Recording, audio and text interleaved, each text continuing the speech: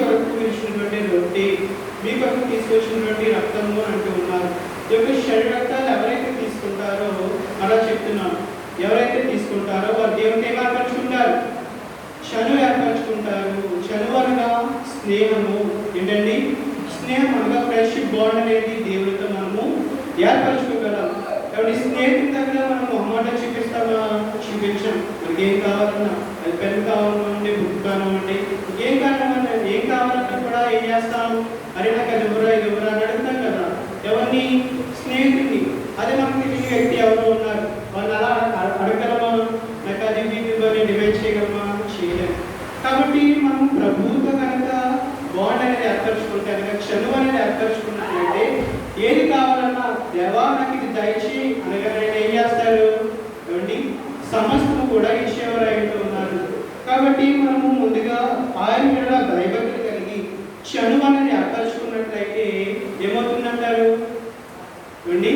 మనకి ఏది కావాలన్నా సమస్తమైన ఇచ్చేవారు అయిపోతూ ఉన్నారు. కాబట్టి ఇలా చనువు ఏర్పరచుకోవాలని అంటే దేని వల్ల సాధ్యమనంటే దేవుని యొక్క శరీర రక్తాల వల్లనే మనకు ఏం కలుగుతుందంట? చనువు అనేది కలుగుతుంది. కాబట్టి ప్రియమైన వారా, నేటి కాలంలో మనము క్షయమైన ఆహారం కొరకు కాదు కానీ దేవుని యొక్క అక్షయమైన ఆహారం కొరకే వెళ్ళవలసిన వారు అంటూ ఉన్నాం. ఒక ఉదాహరణలో మరి ఒక శాస్త్రజ్ఞుడు ఉన్నాడండి. తను ఏం చేయాలి? సైంటిస్ట్ అనేక రసాయనాలను తీసుకుని వాటన్నిటినీ కూడా ఏం చేస్తాడు? టెస్ట్ చేస్తూ ఉంటాడు. ఇది ఇదవుతుందా లేదా అనేది టెస్ట్ చేస్తూ ఉంటారు. మరి ఏమవుతుంది? లాస్ట్కు ఒక ఫలితం అనేది వస్తుంది. రెండవనా కదా, ఆ ఫలితం రాగానే ఏం చేస్తాడు? అందరికీ కూడా చాలా గర్వంగా చెప్పుకుంటాడు, ఇదిగో నేను తయారు చేస్తాను, ఇది చాలా కష్టపడి తయారు చేశాను అని ఏం చేస్తాడు? ఆనందంగా అందరికీ కూడా ప్రదర్శించుట అనేది జరుగుతుంది. కాబట్టి నేటి కాలంలో విశ్వాసం యొక్క జీవితంలో కూడా ప్రభువు మనము ఆయనకు బిడ్డలుగా ఉండాలంటే, ఆయనకు చనువుగా ఉండాలంటే మనలో ఉండకూడనివి ఏవైతే ఉన్నాయో వాటన్నిటినీ కూడా తీసివేసి చనువుగా ఆయనకు మనకు దూరం చేసేది ఏంటంటారు? పాపము. ఇదిగో నీకు నాకు మధ్యగా ఏముంది? ఒక అడ్డుగోడ ఉన్నది అంటూ ఉన్నారు. ఏంటి అడ్డుగోడ? పాపము. కాబట్టి ఈ పాపములో మరలా పడకుండా మనమే మరి ఆయనతో చనువుపరచుకోవాలి. అందుకని తండ్రి గారి ధర్మశాఖ రాసి ఉన్నారు, పాపములో మరలా పడకుండా చేసి, పాపములో మరలా నన్ను పడకుండా చేసి, అని పరిశుద్ధమైన రెక్కల నీడను కాపాడు, అని పరిశుద్ధమైన రెక్కల నీడను కాపాడు. కాబట్టి పాపంలో పడకుండా మనలను కాపాడేవారు ఆయనే. దేవా, నన్ను పాపంలో నుంచి తీసివే ప్రభువా, నన్ను తొలగించు, నా యొక్క నుంచి ఆ పాపం తొలగించాను. కానీ ఎవరు తొలగిస్తారు? ప్రభువే తొలగిస్తారు. మనల్ని పరిశుద్ధులుగా చేసేవారు ఆయన ఉన్నారు. కాబట్టి ఈ యొక్క సహవాసము కలిగి ఉండాలనంటే, మనము ఆయనతో చనువుపరచుకోవాలనంటే మరి కన్నీటితో అనునిత్యం ఏం చేయాలంటారు? ప్రార్థన చేయాలి, దైవ సన్నిధి చేయవలసిన వారు అంటూ ఉన్నాం. కాబట్టి యేసుక్రీస్తు ప్రభు భూలోకానికి ఎలా దిగి వచ్చారంటే ఒక బల్లగా దిగి వచ్చి ఉన్నారంటండి. ఎలాగా? ఆహారం అనే ఒక బల్లగా దిగి వచ్చి ఉన్నారు. ఉండవునా కదా? అవును. కాబట్టి ఈ యొక్క సృష్టినే మనం ఒక బల్లగా మార్చివేసి ఉన్నారు ఆయన. అందుకే తండ్రి గారు నల్లసైలు రాస్తున్నారు, పసిడి ఉన్నప్పుడు ఎండ భాగ్యదారపు అన్న విసురు మంచి గాలి విరిగి పుష్పములు రసమలుగు పండుని రమ్య ప్రేమలు చాటులు అని ఇలాగా ఆయన యొక్క చర్మంలో రాసినట్టుగా చూడగలుగుతున్నాం. అండ్ ఈ పండ్లు యొక్క కాయలు ఇవన్నీ కాయగూరలు ఇవన్నీ కూడా ఆయన ఏం చేశారు? మనకు ఒక బల్లగా మనిషి ఉన్నారనమాట అండి. అనగా ఈ యొక్క లోకముని ఒక సృష్టిని ఆయన ఒక బల్లగా మార్చి ఉన్నారు. ఈ యొక్క సృష్టిలోనికైనా వ్యక్తినిగా మన కోసమే జీవాహారంగా దిగి వచ్చినట్లుగా మనము చూడగలుగుతున్నాం. కాబట్టి ఇలాగా మరి లోకస్ వార్తలో చూసినట్లయితే 7వ అధ్యాయం 44వ వచనం చూసినట్లయితే అక్కడ ఒక స్త్రీ కనబడుతుందండి మనకు. ఎవరు ఆ స్త్రీ అంటే చూడండి, జలసై గారు సంబోధించుకున్నారు ఏంటంటే అల్లరి పిల్ల అనగా పాపము చేసినటువంటి స్త్రీ. బైబిల్లో మీ అందరికి తెలుసు ఈ పాపం చేసిన స్త్రీ దేవుని యొద్దకు వచ్చినది. ఎప్పుడు వచ్చిందనంటే దేవుడు బోధ చేస్తున్నప్పుడు రాలేదు, ఆయన పరిచర్య చేస్తున్నప్పుడు రాలేదు, సువార్త ప్రకటన చేస్తున్నప్పుడు రాలేదు. కానీ ఈమె దేవుని యొద్దకు ఎప్పుడు వచ్చిందనంటే ఆయన భోజన పంక్తిలో కూర్చున్నప్పుడు, శిష్యులందరితో కూర్చున్నప్పుడు ఈమె ఎవరి యొద్దకు వచ్చింది? దేవుని యొద్దకు వచ్చి, ఇదిగో ప్రభువా నా విస్తార పాపం క్షమించని కానీ కన్నీటితో ఏం చేసిందంట? ఆయన యొక్క పాదాలను కడిగినదంట. ఎవరండి? పాపము చేసిన స్త్రీ. ఇక తండ్రి గారు ఏమో చెప్తున్నారు? అల్లరి పిల్లని రాసి ఉన్నారు.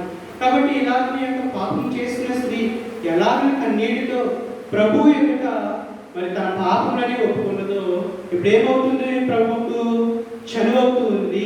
ఏమవుతుందండి? ప్రభువుకు చనువవుతున్నట్లుగా మనము చూడగలుగుతూ ఉన్నాం. కాబట్టి మరి ఒక ఉదాహరణ చూసినట్లయితే, మరి మనం ఒక గృహబంధు ఒక విందు ఏర్పరచుకున్నామండి. ఆ విందులో ఒక మరి మేకను వగించి భోజనంలోకి కూర్చున్నాం. మేక అంటే తన తలకేముంటుంది, తన యొక్క మోకాలు ఉంటాయి, ఉన్నాం కదా, ఇవన్నీ ఉంటాయి, బాడీ పార్ట్స్ అనేవి ఉంటాయి మేకలో. కాబట్టి మనకు ఒక ఐటమ్ మీద ఒక ఇంట్రెస్ట్ అనేది ఉంటుంది. నాకు తలకే మాంసం కావాలి, లేదా నాకు కడు మాంసం కావాలి, లేదా నాకు ఇంకోటి కావాలి, ఇంకోటి కావాలి. అదే మరి తొక్క మాంసం పడితే మనం ఇష్టపడతామా? ఇష్టపడం. మరి ప్రభు అయిన యేసుక్రీస్తు యొక్క శరీరం అలా ఉన్నదా? మీకు తాకి వచ్చి ఒకరికి మరి ఒకరికి చేతులు వచ్చి కాలు వచ్చి అలా వస్తుందా? అలా రావట్లేదు. ఆయన మొత్తం శరీరం అంతటినీ కూడా మనకు ఎలా ఇస్తూ ఉన్నారు? ఆహారంగా ఇస్తూ ఉన్నారు. కాబట్టి ఆయన యొక్క సారూప్యంలోనికి మనము మారాలి. ఎందుకంటారు? ఆయన యొక్క శరీరం మనం ఏం చేస్తూ ఉన్నాం? ఆహారంగా స్వీకరిస్తూ ఉన్నాం కనుక అని ఎలాగన మరి జీవిస్తూ ఉన్నారు. ఇహలోక సంబంధంలో ఎలా జీవించారంటారు? భూలోకంలో ఏమండి ఎక్కడైనా సిగ్గుపడ్డాడంటారా? యేసుక్రీస్తు ప్రభు వచ్చి ఆయన ఎక్కడ కూడా సిగ్గుపడలేదు. రాత్రి అయినా మరి ఆయన నిద్రపోలేదు, కానీ కొండ ఎక్కి ఏం చేసేవారు? ప్రార్థన చేసేవారు. మరి మనము కుటుంబ ప్రార్థన చేస్తూ ఉన్నామంటారా? గృహ ముందు ఏమండి మన కుటుంబం వర్ధిల్లాలంటే ఏముండాలి? మన కుటుంబంలో ఏమండి కుటుంబ ప్రార్థన అనేది ఉండాలి. తెల్లవారుజామునే లేచి మనము కనిపెట్టు గంటలంటారు తండ్రి గారు, దర్శయ్య గారు. ఇలాగ ఇవన్నిటినీ కూడా మన ప్రార్థనలో బలపడినట్లయితే, ఆయనతో చదివేర్పరుచుకున్నట్లయితే, మనము ఆయనతో యుగయుగాలు ఉండాలంటే ఆయనతో మనం స్నేహం చేయాలి. ఆయనకి ఇష్టమైన వధువుగా మనము సిద్ధపడవలసిన వారమై ఉన్నాం. కాబట్టి వధువుకు ఉండవలసిన లక్షణములను మనము కలిగి ఉండాలి. అదము ఒక పాపమైనను ఎవరి ఏం చేయకూడదు? అదము ఒక పాపమైన అంటకుండా జీవించాలి. ఆ విశ్వాసం అంటే కొండేళ్ళకి వెళ్ళబడుతుంది, ఎవరి సముద్రంలోకి వెళ్ళబడుతుంది. అదే ఆ విజయంత పాపం ఉన్నట్లయితే మనం ఎక్కడికి వెళ్ళాము? పరలోక రాజ్యానికి ఎత్తబడలేము. కాబట్టి పాప క్షమాపణ కలగాలంటే, మనము పాపం నుంచి విముక్తి చెందాలనంటే, ఆయనతో చనివేర్పరచుకోవాలనంటే ఎక్కడ మాత్రమే కుదురుతుంది అని చూసినట్లయితే దైవ సన్నిధిలో మాత్రమే మనకు ఆ చనువు అనేది ఏర్పడుతుంది. రెండవదిగా చూసినట్లయితే మనం భుజిస్తున్నటువంటి శరీరక్తాలు, ఆయన యొక్క శరీరక్తాల వల్ల మనము ఆయనకు చనువుగా దగ్గరగా వచ్చినట్లుగా మనం అందరం కూడా చూడగలిగి ఉన్నాం. కాబట్టి ఇలాగ ఆయన యొక్క శరీరక్తాలు భుజిస్తూ ఉన్నాం. ముందు మనం ఏం చేయాలి? మన యొక్క పాపములు అనేవి ఒప్పుకోవాలి. దేవాన్ని మాట ద్వారా పాపిని, చూపు ద్వారా పాపిని, తలంపు ద్వారా పాపిని, క్రియల ద్వారా పాపిని, నడవడిక ద్వారా పాపిని ప్రభుత్వం మనం ఏం చేయాలి? మన పాపములు అనేవి ఒప్పుకొనవలసిన వారు ఉన్నాం. అంతేగాని ఏదో దైవజంగా వస్తూ ఉన్నారు మన యొద్దకు, ఇచ్చేస్తున్నారు, చేతిలో చేయగానే ఇచ్చేస్తున్నారు, తినేస్తున్నారు అంతే కాదు. కానీ ముందుగా మనం ఏం చేయాలంటండి? మన పాపములని ఒప్పుకోవాలి. దేవాలని మరలా పాపములో పడను తండ్రి అని మనం ఒక తీర్మానం చేసుకుని, దేవుడు స్వయంగా మనకి ఇస్తూ ఉన్నారని, దేవరాజ్య స్వయంగా మనకి ఇస్తూ ఉన్నారని మనం అందరం కూడా తలంచవలసిన వారమై ఉన్నాం. ఇలాగ ఆయన వైపుకి చూస్తూ మనం ఆయన యొక్క శరీరక్తాలని భుజిస్తూ ఆయనతో ఏమి ఏర్పరచుకోవాలంటారు? చనువు అనేది ఏర్పరచుకోవాల్సిన వారమై ఉన్నాం. కాబట్టి ఇలాగ క్షయమైన ఆహారం కొరకు కష్టపడబడి కానీ నిత్య జీవము కలగజే అక్షయమైన ఆహారము కొరకే కష్టపడి మనిషి కుమారుడు దానిని మీకు ఇచ్చెను. ఎందుకై తండ్రి అయిన దేవుడు ఆయనకు ముద్ర వేసి ఉన్నాడని చెప్పాను. కాబట్టి మనము ఆయన ఇచ్చిన జీవము కొరకు, జీవాహారము కొరకు మనం వెతకవలసిన వారమై ఉన్నాం. అలాగే వెతికినట్లయితే, జీవాహారం భుజించినట్లయితే మనకు ఆత్మకి ఏం కలుగుతుందంటారు? ఏమండి ఆత్మకు బలం కలుగుతుంది. శరీరానికి మాత్రమే బలం అంటే ఆత్మ ఏమవుతుంది? కృషించిపోతుంది. వస్తుంది. మన ఆత్మ బలపడాలంటే ఏమో మనం తీసుకుంటున్న ప్రభు యొక్క శరీర రక్తాల వల్లనే ఇది సాధ్యమవుతుంది. కాబట్టి ప్రార్థన చేసుకుంటూ మన పాపంలో ఒప్పుకుంటూ దేవుని వైపుకి చూసి శరీర రక్తాలు అనేవి భుజించవలసిన వారు ఉన్నాం. ఇహలోక సంబంధంలో ఇహలోకంలో మనం ఎన్ని పాపములు చేస్తున్నాం. ఎవరైనా పాపములన్నీ క్షమించు అని అన్ని క్షమించాలంటారు. అన్ని ప్రార్థన అనేది చేయాలి, దేవునితో ఏర్పరచుకోవాలి, చదువు అనేది ఏర్పరచుకోవాలి. నా మాట అర్థమవుతుందంటారు ఒకసారి మీ అందరికీ? సార్ నాకు చెప్పండి, నా మాట అర్థమవుతుందా? అర్థమవుతున్నా అన్నా చెప్పండి సార్. చెప్తున్నారు